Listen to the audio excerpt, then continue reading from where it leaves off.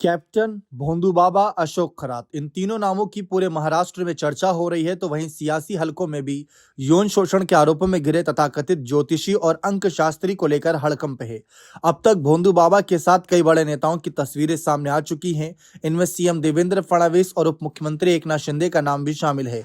महायुति सरकार ने भोंदू बाबा के काले कारनामों की जांच तेज तर्रार आईपीएस तेजस्विनी सातपुते को सौंपी है। एसआईटी की जांच जैसे जैसे आगे बढ़ रही है, वैसे वैसे नए खुलासे हो रहे हैं।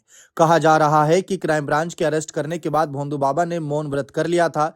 इससे पुलिस को पूछताछ में दिक्कत आई। एसआईटी पता कर रही है कि मर्चेंट नेवी का एक सेलर आगे चलकर कैसे कैप्टन से कैसे रसूखदार ज्योतिषी बन गया।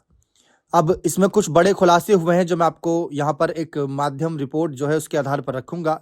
इसमें पहला ये बताया गया कि संस्था को किसानों का पानी यानी कि 2020 का एक सरकारी आदेश सामने आया, जिसमें श्री शिवनिका संस्थान को पानी आवंटित किया गया था, जो कि अशोक खरात से जुड़ा बताया जा रहा है।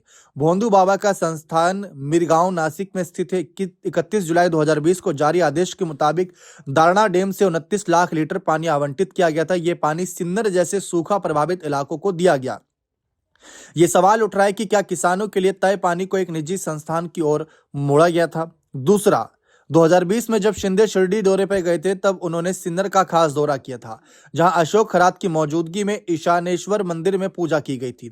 पूर्व शिक्षा मंत्री दीपक केसरकर को वह शख्स माना जा रहा है जिन्होंने एकनाथ शिंदे और खरात के बीच संपर्क स्थापित कराया। और भी खुलासे हैं, जिसमें यह बताया गया कि अंजलि दामनिया ने आरोप लगाया कि अशोक खरात ने सैकड़ों महिलाओं का यौन शोषण किया, इसीलिए उसे भोंदू बाबा नहीं बल्कि विकृत बाबा कहा जाना चाहिए। आशंका व्यक्त की जा रही है कि अशोक खरात के यौन शोषण में फंसी महिलाओं की संख्या और बढ़ सकती है।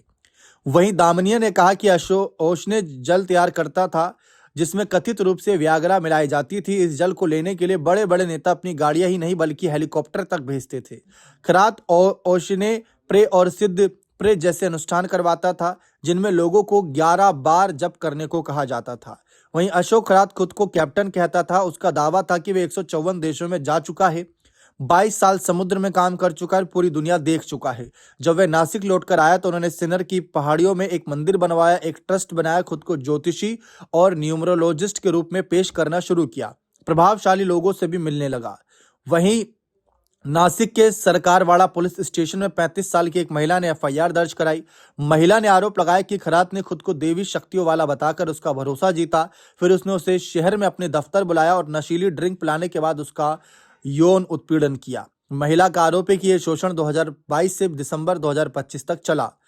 वह कहता था कि अशोक खरात के खिलाफ दर्ज एफआईआर में चौंकाने वाले खुलासे ये हुए कि महिलाओं को अपने जाल में फंसाने के लिए कहता था कि मैं कृष्ण का अवतार हूं, तुम पिछले जन्म में मेरी राधा थी। पहले खरात महिलाओं के सिर पर तांबे का लोटा रखकर उनके कान के पास मंत्र पढ़ने का नाटक करता। इससे पहले महिलाओं को पेड़ा और कड़वा नमकीन स्वाद वाला पानी पिलाया जाता था, जिससे उसके बाद उन पर नशा छाने लगता था। फिर ढोंगी बाबा अपनी अश्लील हरकतों को अंजाम देना शुरू करता था। मर्चेंट नेवी में नौकरी से खुद गॉडमैन बने अशोक खरात की अब तक 200 करोड़ से अधिक संपत्ति होने का खुलासा हो चुका है। कांग्रेस ने अशोक खरात को महाराष्ट्र का आसाराम करार दिया है। अशोक खरात की नासिक के पथरडी में 30 एकड़ जमीन होने की बात सामने आई। यह सामने आया कि अशोक खरात का प्रभाव इसीलिए बढ़ा क्योंकि उससे मिलने वालों की लिस्ट में बड़े लोग थे। नेता और अफसर अंक ज्योतिष पर भरोसा करते हुए सरकारी अधिकारी पदोन्नति, पोस्टिंग और करियर से जुड़े मामलों पर खरात से सलाह लेते थे। देखते हैं आगे और क्या खुलासे होते हैं।